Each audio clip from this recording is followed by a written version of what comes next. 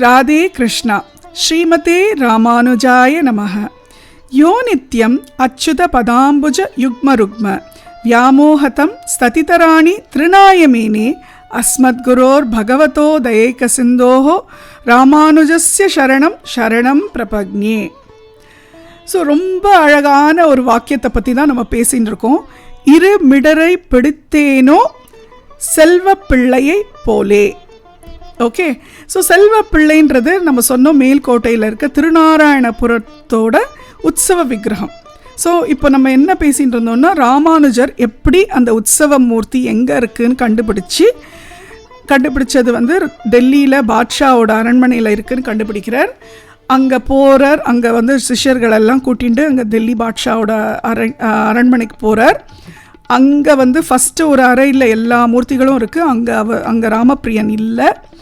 ராமப்பிரியன் வந்து இளவரசியோட அறையில் இளவரசியோட கட்டின்னு படுத்துட்டுருக்கார்.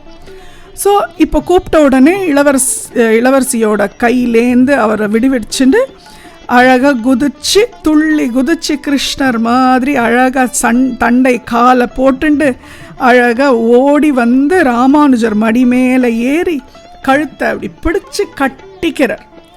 ஸோ இது வரைக்கும் நம்ம பார்த்தோம்.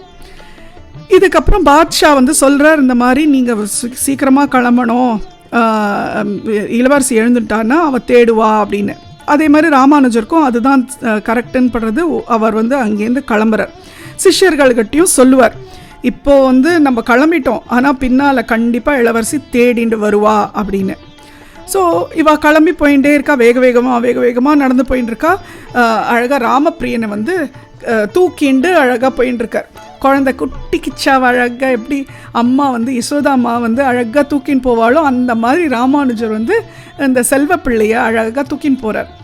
செல்வப்பிள்ளைன்னு ஏன் பேருனா, அவர் சொல்கிறார், நீ என்னோட சம்பத்குமாரன் அப்படின்றார். சம்பத்குமாரன்னா செல்வம்னா சம்பத்னா வெல்த். ஸோ நீ என்னோட வெல்த் அப்படின்னு சொல்லி என்னோட செல்வகுமாரன் அப்படின்னு சொல்லி பேர் வைக்கிறான். அந்த பேர் தான் செல்வகுமாரன்ற பேர் தான் இப்போது கொலோக்கியலாக எல்லாரும் சொல்லி செல்லப்பிள்ளைன்னு ஆயிடுத்து. ஆக்சுவலாக பேர் வந்து ராமானுஜர் சூட்டிய பேர் சம்பத்குமாரன் இல்லைன்னா செல்வகுமாரன் அப்படின்னு தான். ஸோ அந்த பேர் தான் அழகாக தூக்கின்னு போயின்னு இருக்கார். இங்கே பிவி எழுந்துட்டா. இந்த இளவரசி அவள் பேர் பிவி. அவள் வந்து எழுந்துட்டா உடனே ராமப்பிரியனை தேடி பார்க்குறா. கிடைக்கலன்ன உடனே அப்படியே கதறா அழ ஆரம்பிச்சுடுறா, எனக்கு இப்போவே வேணும் ராமப்பிரியன். அப்போ உடனே ராஜா என்ன சொல்கிறா, இவளை சமாதானம் படுத்தணுமே. ராஜா உடனே நான் ஆட்களெல்லாம் அனுப்பிச்சி நான் கொண்டு வர சொல்கிறேன் அப்படின்ன உடனே, இல்லை நானும் கூட போனோம் அப்படின்ன உடனே, சரி இவளோட பிடிவாதத்தை அவரால் சமாளிக்க முடியலன்னு சொல்லி கூடவே அமுச்சு விட்றா. ஒரு பல்லக்கில் உட்கார வச்சு அமுச்சு விட்றா. அமிச்சா அவள் வந்து போனால் ஒரு பர்டிகுலர் இடத்துல வந்து ராமானுஜர் போகிறதுக்கு பின்னால் ஆல்மோஸ்ட் கிட்ட வந்த உடனே இவ பார்த்துடுறா, ஓ பிவி தேடின்னு வந்துட்டா. நம்ம வந்து பார்த்தா ஒரு சேரி இருக்குது, அந்த சேரிக்குள்ளே நுழைஞ்சுடலாம் அப்படின்ட்டு அந்த சேரிக்குள்ளே நுழைஞ்சுடுறா. அங்கே போயிட்டு அந்த சேரி மக்களுக்கெல்லாம் செல்வப்பிள்ளையை காமிச்சு, நீங்கள்லாம் கோவிலுக்கு வாங்கோ, நீங்கள்லாம் தாழ்ந்தவர் கிடையாது, நீங்கள்லாமும் எல்லாரும் ஈக்குவல் அப்படின்னு ஒரு ரெவல்யூஷன் க்ரியேட் பண்ணதே ராமானுஜர் தான். இந்த ஏற்றம் தாழ்ந்தது எதுவுமே கிடையாது, எல்லாரும் சரி சமம், எல்லாரும் ஈக்குவல், நீங்கள்லாமும் கோவிலுக்குள்ளே வரலாம், இங்கே திருநாராயணபுரத்தில் தான் இந்த கோவில் இருக்க போகிறது, நீங்கள் வந்து நீங்கள்லாம் அந்த பெருமாளை தரிசனம் பண்ணி அருள் பெறுங்கள் அப்படின்னு சொல்லி அவளுக்கெல்லாம் எல்லாம் இது பண்ணி, அதுக்குள்ளே இவ வந்து சரி இந்த சேரிக்குள்ளெல்லாம் பிராமணர் சன்னியாசிலாம் நுழைய மாட்டா அப்படின்ற ஒரு எண்ணத்தில் இவ இன்னும் கொஞ்சம் முன்னால் போய்ட்றா. கடைசியில் என்ன ஆகிடுறது, ராமானுஜர் அங்கே இவ போயிட்டாளேன்னு சொல்லிட்டு திரும்பி வந்தா அவள் எங்கேயோ இவாளை பார்த்து பிடிச்சி விட்றா. அப்போ உடனே பிவி நாச்சியார் வந்து ராமானுஜர்கிட்ட சொல்கிறா, இந்த மாதிரி என் கூட ரொம்ப அன்பாக இருந்தான், ஆனால் என் அன்பையே உதறிட்டு உங்கள் கூட வந்திருக்கான்னா உங்களோட அன்பு எவ்வளோ பெரியதுன்னு என்னால் புரிஞ்சிக்க முடியறது. என்னால் வந்து ஆனால் இவனை பிரிஞ்சு இருக்க முடியாது, என்னையும் உங்களோட கூட்டின்னு போங்கோ அப்படின்னு சொல்கிறா. சொன்ன உடனே ராமானுஜர் நினைக்கிறார், வாடி பெண்ணே, நீயும் கூட வாடி அப்படின்னு சொல்லி அந்த பல்லக்கில் எங்கே ராமப்பிரியனை உட்கார வச்சுருக்காளோ ராமப்பிரியன் கூடவே இந்த பிபி நாச்சியாரையும் அவளுக்கு நீயும் எங்கள் பிபி நாச்சியார் அப்படின்னு சொல்லி மேலே நீ பல்லக்கில் ஏறிக்கோன்னு சொல்லி உட்கார வைக்கிறான். ஸோ இவள் பல்லக்கு தூக்குறவாலாம் தூக்கின்னு வந்த உடனே உடனே இந்த ராமப்பிரியான்ட்ட கேட்குறா, எப்படி ராமப்பிரியனே அவள் பேர் தெரியாது, எப்படி நீ என்னை விட்டுட்டு நீ வந்த, என்னை இந்த மாதிரி திரும்பியும் நீ இந்த மாதிரி யாராவது கூப்பிட்டானா நீ விட்டுட்டு போயிடுவியா, நீ என்னை விடவே கூடாது, இனிமேல் நான் உன் கூட தான் இருக்கணும் அப்படின்னு அந்த செல்வ பிள்ளையை அப்படி கட்டி பிடிக்கிறா. பிடிச்ச உடனே அப்படியே ஆண்டாள் எப்படி ரங்கமன்னாரோட ஐக்கியமானாலோ அந்த மாதிரி இந்த பிவி நாச்சியார் செல்வ பிள்ளையோட ஐக்கியமாயிட்டா.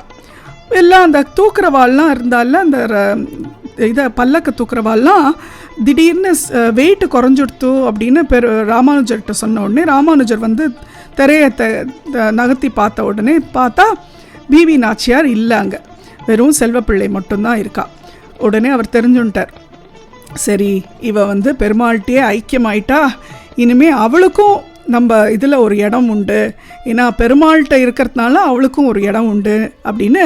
மேலுக்கோட்டையில் பார்த்தீங்கன்னா செல்வநாராயணனுக்கு கீழே ஒரு தாமரையில் அழகாக பிவி நாச்சியார் உட்காந்துட்டுருப்பாள். ஸோ அவளுக்கு பேர் மாற்றலை, பிவி நாச்சியார்னு தான் பேர். எப்படி ஸ்ரீரங்கத்தில் ஒரு துலுக்க நாச்சியார் இருக்காளோ அந்த மாதிரி மேல்கோட்டையில் பிவி நாச்சியார் இருக்கா. அவளுக்கும் ஒரு கைங்கரியம் சப்பாத்தி அந்த மாதிரி பண்ணி கொடுப்பா. ஏன்னா அவள் அந்த மாதிரி நார்த் இந்தியாவில் வளர்ந்ததுனால அவளுக்கும் அந்த கைங்கரியம் எல்லாம் உண்டு. ஸோ அந்த மாதிரி ராமானுஜர் வந்து செல்வப்பிள்ளையை கூட்டின்னு வந்து இங்கே பிரதிஷ்டை பண்ணிவிட்டு அழகாக அதுலேருந்து உற்சவம் எல்லாம் நடக்கிறது. நீங்கள் கேள்விப்பட்டிருப்பீங்களே, கருடா நம்ம எல்லா வித உற்சவமும் மேல்கோட்டையில் நடக்கும். திருநாராயணபுரத்தோட வைரமுடி சேவை ரொம்ப விசேஷமான ஒரு உற்சவம். அதெல்லாம் ஆரம்பித்து வச்சதே ராமானுஜர் தான். ஸோ இந்த வாக்கியத்தை வந்து அழகாக பெண் பிள்ளை பிடிச்சுன்ட்டா. இந்த மாதிரி எப்படி பெருமாளை அப்படி கட்டிண்டு, பெருமாளை வந்து ராமானுஜர் அழகாக கட்டிண்டு பெருமாள் வந்து ராமானுஜர் கூடவே போயிட்டார். எவ்வளோ அந்த மாதிரியான ஒரு ஆசையோடு ராமானுஜர் எப்படி செல்வப்பிள்ளையை அழைச்சின்னு போனார். அந்த மாதிரி நான் வைத்தமாநிதி பெருமாள் கோவிலில் இருக்கேன், நான் வந்து அழகாக அந்த பெருமாளை கூடவே வச்சுக்கலாம் என் கூட. ஆனால் அடியாளுக்கு அப்படிலாம் தோணலையே சுவாமி, அடியாள் வந்து ஒரு மொசல் புழுக்க சுவாமி, வரப்பில் கிடந்தா என்ன வயலில் கிடந்தா என்ன, என்னால் எந்த பிரயோஜனமும் இல்லை சுவாமி, அதனால தான் நான் அந்த ஊரை விட்டே போகிறேன் அப்படிங்கிறாளாம். ராமானுஜர் அப்படியே அசந்து போயிட்டார். ஏன்னா இன்னும் கூட அவருக்கு கழுத்தில் அந்த செல்வப்பிள்ளை கட்டின அந்த இது வந்து இன்னும் கூட திதிக்கிறதான், அப்படி இனிக்கிறதான் அந்த மாதிரி அந்த கட்டினது. நம்ம குழந்தைகள்லாம் நம்மளை கையை அப்படி இடுக்கி கட்டிக்கும் தெரியுமா, அந்த கழுத்தில் அப்படி கையை போட்டுன்னு இடுக்கி கட்டிக்கும்ல, அந்த மாதிரி சம்பத்குமாரன் வந்து இந்த ராமானுஜரோட கழுத்தில் அப்படி கட்டி இறுக்கி பிடிச்சுண்டாராம் அன்போட. அந்த இது இன்னும் கூட அவருக்கு ஃபீல் பண்ண முடியறதான், அந்த மாதிரி ஒரு இதில் சந்தோஷத்தில் இருக்காராம். பெண் பிள்ளை பாரு என்ன அழகான வாக்கியங்கள்லாம் சொல்கிறா, அவளுக்கு எப்படி இந்த அனுபவங்கள்லாம் கிடச்சிருக்குன்னு அசந்து போகிறாளாம். சிஷ்யர்கள்லாம் இங்கே அப்படியே துடிக்கிறாளாம், இவர் தாண்டி பெண்ணே ராமானுஜர்கிட்டயே இதெல்லாம் சொல்லிகிட்டு இருக்கியேன்னு சொல்லணும்னு. ஆனால் ராமானுஜர் அலோவ் பண்ண மாட்டேங்கிறாராம்.